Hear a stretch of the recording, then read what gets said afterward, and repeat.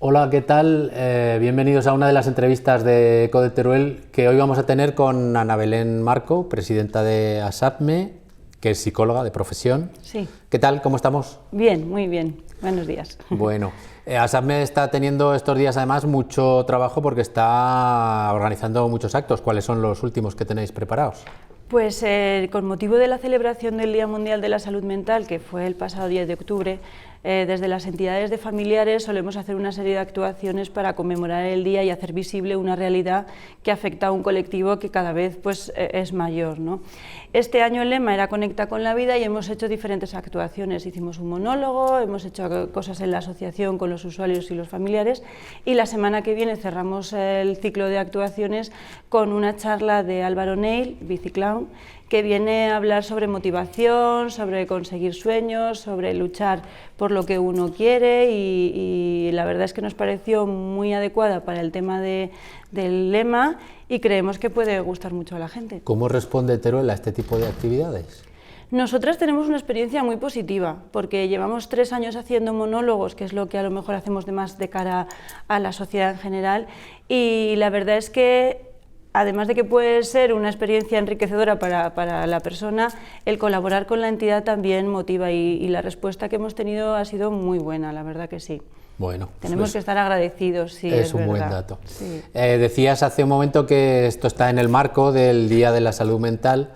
Vosotros habéis abierto un melón, y es que queréis hablar del suicidio, porque es una cosa de la que es verdad que en los medios de comunicación hablamos poco. Sí. Muchas veces tampoco sabemos cómo hablar del tema, pero bueno, primero vamos a poner en contexto cómo de grande es esta lacra, este problema. La verdad es que la sociedad no somos conscientes de la cantidad de personas que se ven afectadas por este problema. Es como una realidad silenciada que está ahí, que se sabe que está, pero no se habla de ella. La proporción de personas que están afectadas y que han tenido intentos de suicidio o que lo han hecho es muy alta. De hecho, las cifras que manejamos son de más de 3.500 personas en España fallecen a causa del suicidio. 3.500, es muchísimo. Sí, es mucho, es casi más de 10 personas al día que fallecen por este motivo. Triplica incluso los datos de personas fallecidas por accidente de tráfico, que son más visibles. Claro, fíjate, es que se habla mucho, todos los fines de semana dan el balance de... Sí. Y resulta que está 3 veces por debajo a veces que la gente que se suicida. Sí, y otro dato relevante es que por cada una de esas personas que lo intentan, o sea, que lo hacen, otras 20 lo intentan. Entonces hablamos de una cifra de personas que están sufriendo muy alta. Muy alto, un problema muy extendido. Sí. Es un problema además transversal, es decir, afecta a muchos tipos de colectivos y a muchos, no hay zonas geográficas diferentes. Por ejemplo, en Teruel, haciendo una rápida regla de 3, y también un poco por lo que se ve en las noticias habitualmente, podríamos estar hablando de decenas de casos, no sé si 2 decenas o 4 decenas, pero es una realidad también en nuestra provincia. Que tenemos en nuestra sociedad más cercana también, sí, es así. Y el problema real es que no nos damos cuenta que todos podemos ser parte de favorecer o de prevenir que estos casos sucedan, ¿no? Claro, porque ¿qué lleva a una persona a tomar esa decisión primero? Lo que hay que tener en cuenta siempre es que una persona que tiene idea suicida está sufriendo mucho. Entonces, hay mitos sobre si son valientes o son cobardes. No, la realidad es que hay que tratar el tema como que son personas que sufren mucho y que no es que tengan realmente un deseo de morir, lo que tienen es una necesidad de dejar de sufrir y ven como única salida el suicidio. Entonces, partiendo de ahí, sí es cierto que hay un perfil, unos colectivos que son más vulnerables y más sensibles a tener estas ideas, como pueden ser colectivos en riesgo de exclusión, personas que han sufrido abusos sexuales en la infancia o en la adolescencia, las personas con enfermedad mental también están muy relacionadas con el tema del suicidio. Y dentro de que hay unos grupos con riesgo, el suicidio no es por una sola causa, es un cúmulo es multifactorial, ¿no? Claro, porque se sufre por muchas causas y no tienes por qué estar en uno de estos colectivos que hemos hablado. Cualquier persona puede tener una causa en su vida que le haga sufrir. Es decir, nadie está No. Fuera de que un día, por sufrimiento, por la razón que sea, Sí. le dé por pensar en esto. Sí, porque la ideación suicida, el porcentaje también, por hablar de cifras, es que el 4,5% de la población española en un momento de su vida puede tener una ideación suicida, y eso es hablar de más de 2 millones de más de 2 personas. millones, muchísimo. Entonces, sí, pasar por la cabeza la idea como única opción. Lo que pasa es que hay que valorar que las personas debemos tener una serie de recursos y de habilidades o capacidades para buscar alternativas antes que llegar a esto. A eso vamos a ver, yo creo que la dimensión del problema ahora está bastante más clara, y entonces, por ejemplo, nosotros tenemos gente conocida de muchos tipos, de muchos ámbitos, que sufren, que les ha ido mal en la vida, que les ha ido mejor. ¿Cuáles son las principales señales que pueden alertarnos de que algo está pasando? Bueno, pues partiendo de que hay que tener clara si la persona es de un colectivo de riesgo o no, luego hay una serie de señales que nos pueden indicar que está pasando algo. Desde la persona se suele mostrar más triste, más apagada, suele dejar de hacer cosas que antes le gustaban, deja aficiones de lado, se suele aislar.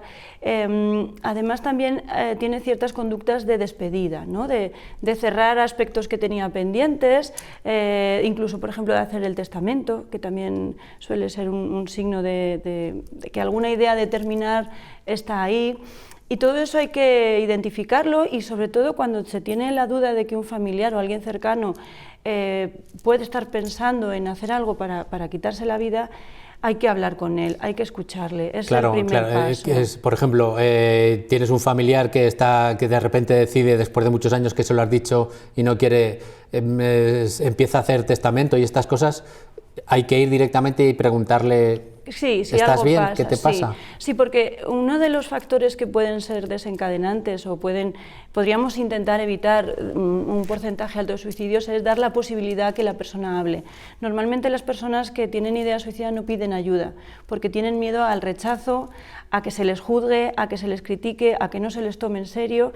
Entonces, dar esa posibilidad de hablar con ellos y que se expliquen, que se expresen, es un primer paso para intentar luego buscar recursos y soluciones a nivel profesional o demás para que eso no llegue a más. O sea, en la duda, primero hablar, escuchar, no minimizar ni obviar el problema, exacto, no ridiculizarlo, no hacer caso, decir, será algo que, sí, sino simplemente hay que tener una actitud activa en ese sentido de escuchar. Hay personas que son supervivientes de un suicidio, que comentan que a veces no hablaban con la familia porque les decían, a mí no me hables de estas cosas, que no quiero oír esto. El negar eso no les está ayudando a nada, está haciendo que el problema, porque un problema, para solucionarlo hay que atajarlo. Si lo dejas, el problema como mínimo se mantiene y como peor se agrava, y eso es el caso del suicidio.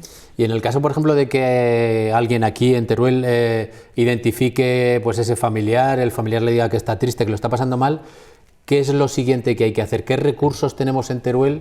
¿Con quién podemos hablar? ¿Quién controla esto? Para prevenir el suicidio hay que tener en cuenta que son necesarias varias cosas.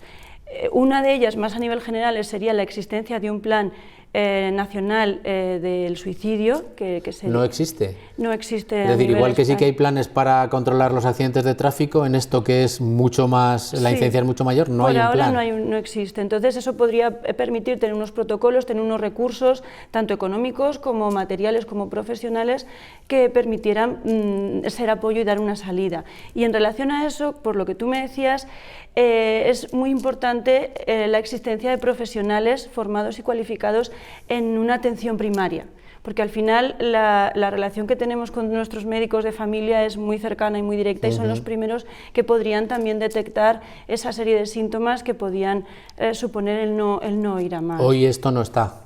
En la existencia, a lo mejor con la necesidad que existe, no. El que hubiera un psicólogo que atendiera de forma rutinaria y próxima en el tiempo, no con las esperas que existen ahora, podría facilitar que se redujeran los intentos de suicidio, porque una atención adecuada y permanente es un facilitador de prevención de ideas suicidas. Y en la situación en la que estamos ahora, por ejemplo, la gente de tu asociación evidentemente acude a vosotras, los familiares dicen, oye, estoy notando raro a mi familiar, supongo que hay otras, alguien que no esté en tu asociación ahora, por ejemplo.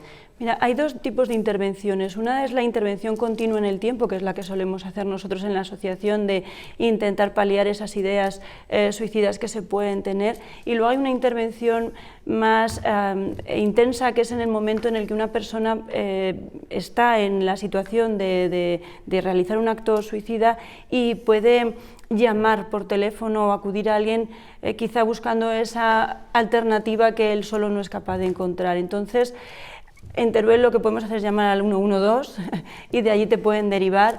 Existe una asociación que es el Teléfono de la Esperanza. Lo que pasa es que tiene un número de teléfono diferente en cada una de las localidades. Entonces, aquí en Aragón es el 976 23 28 28 y ahí siempre hay profesionales las 24 horas del día cualificados, con experiencia, que pueden ayudar a esa persona en ese momento crítico, ¿no? Que es otra de las cosas que se reclaman. La existencia de un número de teléfono de 3 cifras, fácil, accesible, gratuito, donde las personas puedan llamar y les atiendan profesionales de este tipo. Pues es importante, bueno, saber. Además, Teruel es pequeño, tiene la ventaja de que siempre conocemos a alguien que nos podría orientar en este caso, como bueno, eres tú o nuestro propio médico de atención primaria. Exactamente, sí. Y ya para ir acabando, es lo más llamativo también de esta campaña es que los medios de comunicación, por una especie de respeto a esos tabús que hablábamos al principio, casi nunca informábamos, o nunca informábamos de este tipo de cosas. Ahora sí que parece que nos reclamáis que hablemos de esto. ¿Por qué este cambio y cómo creéis vosotros que se deben contar estas cosas? El hablar de los problemas, como hablábamos antes, es el primer paso para buscar soluciones y resolver el conflicto, ¿no? Los medios de comunicación, incluso la Organización Mundial de la Salud los considera como un medio de prevención del suicidio.